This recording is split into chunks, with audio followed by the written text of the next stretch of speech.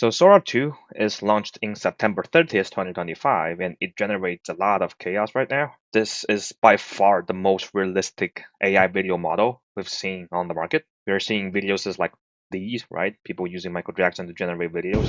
Your chicken's looking nice, pal. Woo! Yo, he stole my chicken! Got a crispy treasure, can't slow me down. Hot and golden, I'm out at this town. Move, move, Friday victory. Well, get back here. Run, spin, slide. Right? Videos like this and videos like this. Motherfucking Queen of England! 6, 7! Oh my god. In the case of 2-year-old Jamal. And we've seen videos like this created by ordinary people with no skills needed in video creation, visual effects, and whatsoever. Just enter the prompt and you can generate that video directly. We've never seen anything like this in the history of humankind, and it's I don't know what's going to happen. You know, one of the results that might have is a spread of misinformation, right? One of the previous example being the witch hunt movement, which was accelerated by the invention of printing press. You know, people are seeing like these small format books that basically contains all the information about a witch, which actually accelerates the anger of people toward witches and start hunting them down. And that causes a lot of deteriorating results, right? So nobody will know what will happen in the future. I mean, no one might be chaos, might be good, no one knows. Okay. I think OpenAI kind of already understands the influence that these tools might have. That's why right now they've already labeled like some key faces. For example, Charlie Kirk. You can't use that to generate videos right now. Even if you just input a photo of Charlie Kirk without actually writing the name Charlie Kirk inside the prompt, you still won't be able to generate any videos. So OpenAI kind of recognize that problem, right? Okay, so a lot of chaos ahead, what I would say. But here's a core question, right? This includes the average influencer, YouTuber, filmmakers, and like storytellers. Like the core question is, what's going to happen in the future, right? Will they take our jobs? Will they replace like a lot of creators? That's the core question that I would say. And to answer that question, there are some elements that we should understand about the entertainment market, right? I label them very simplified. Very simply, I label them in the following aspects. They are the free entertainment, which is your average TikTok, Instagram, and YouTube. There is the paid entertainment, which is the Netflix, the AMC theaters, and the Disneyland. There are the products, for example, the infamous Ego bathwater from Belle Dolphin, the Hustles University, or the AI courses that you're seeing everywhere right now, which is very funny because I've discovered like whenever a new industry is emerging and nobody knows how to monetize, or when the industry is actually falling down and nobody has a job, there will be a bunch of people start selling courses, which is quite interesting. But yeah, that is the bigger picture, right? For the entertainment market.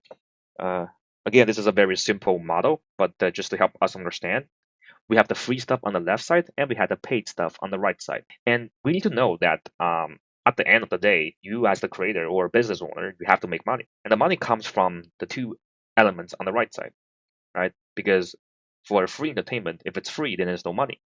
And the process of converting people from the free entertainment side to the paid entertainment or product side is the hardest part. And there are data backing that right now, right? This is actually a survey done by Deloitte for the 2025 media. And we found that a lot of people are right now spending more time on free entertainment platforms like social media, TikTok, Instagram, or YouTube, compared to watching TV shows or movies or streaming services like Netflix, right? As you can see over here, Gen Z spends like 1.4 hours per day on social media versus spending 1.3 hours a day on TV shows, movies, and streaming video services. And there are a lot of reasons behind it. One of them being like we are really poor right now. I mean, the economics are not doing pretty great right now, and young people doesn't have a job. All kinds of issues with right now. So it's reasonable. I would say it's reasonable. And so everyone in the industry, everyone in the business, every creator, the core problem is trying to make sure that you can convert your free entertainment into something that people will pay you, be it selling your own product, being like selling paid entertainment experiences, or be it sponsoring by other brands and doing advertising for them. The goal was to make sure that you convert that, right? And so the question is, Will AI help? One of the core things that AI is having a problem trying to provide is the actual value that drives people to purchase or buy. Like AI videos by itself doesn't have the hype, right? I'll give you an example over here.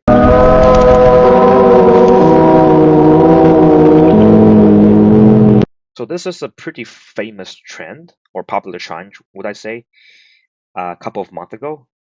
There are a bunch of videos like this online, which is basically having a cute pet that looks really realistic, walks up towards you, and then points his middle finger towards you, flips you off, basically. And my question is like, okay, that's a cool video. I think it's pretty interesting. I watched and I say, oh, that's cool. But do I am I ready to pay and buy any products from you?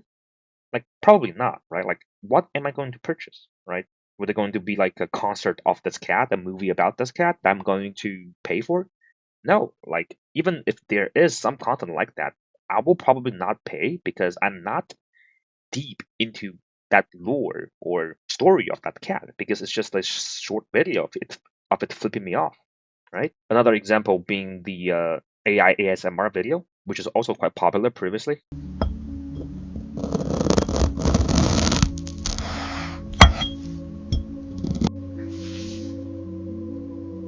This video basically consists of an AI generated video with both the video and the sound of this guy cutting through all these objects and makes it looks very satisfied.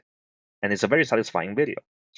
And my question for him, for this creator, is still the same. Like, okay, that's a cool video, but how am I gonna monetize that? What are the values that you are providing that will be providing enough hype or drive to make the viewer actually purchase something? And that's the question I think most AI creators doesn't have a way of answering.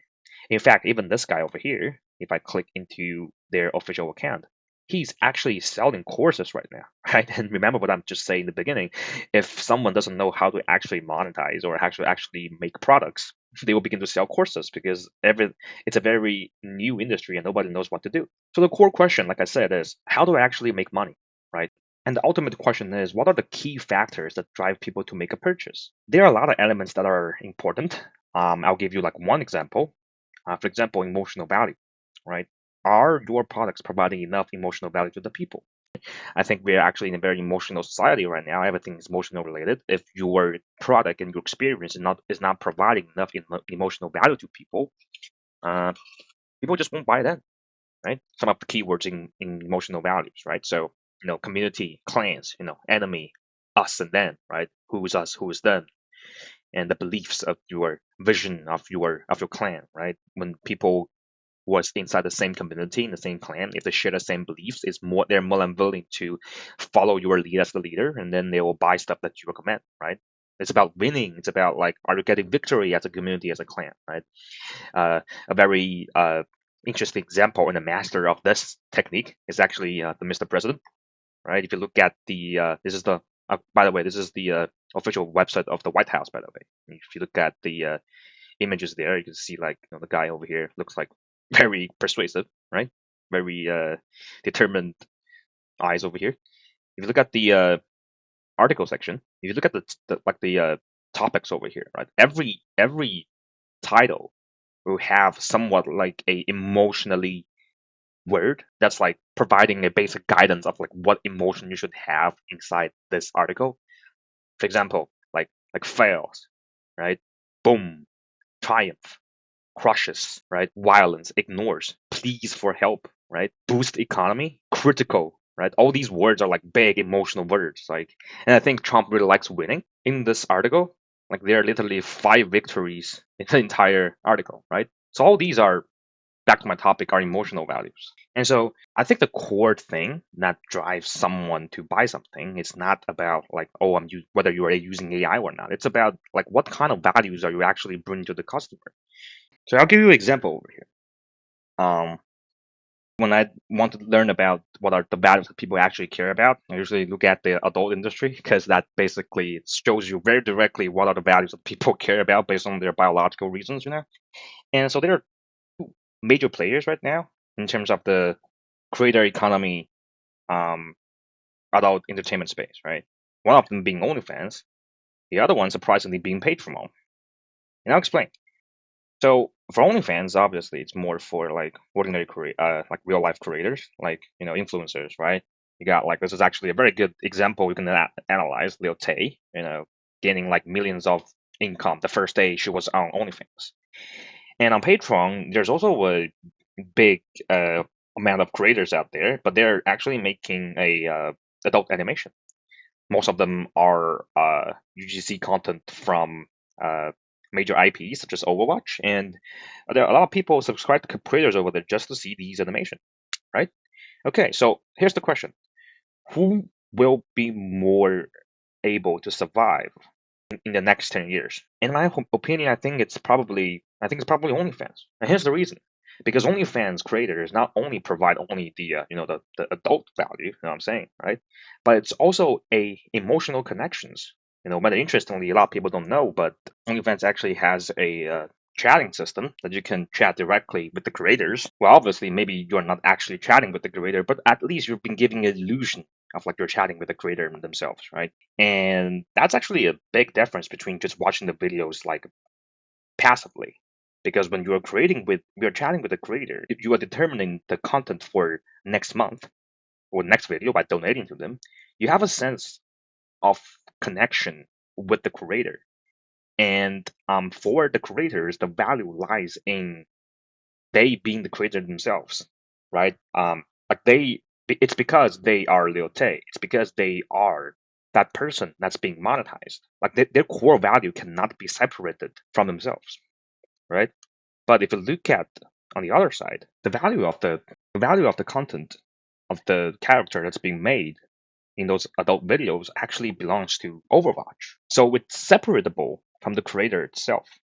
And so if AI tools are so easy to make adult animation in the future, which we're actually seeing a lot of people are doing that right now, what is the value of the creator, right? Because if you're making a video of Tracer, of Widowmaker, these people are interested in these characters because they played Overwatch, and then they choose to watch a adult video of these characters because they played Overwatch, right? Otherwise, why would they choose to watch this video? There are a bunch of like 3D models out there online. You can choose whatever you want, right? So here's the key difference, and that's why I think like in a future like these, I think OnlyFans creators are more likely to survive versus like a Patreon.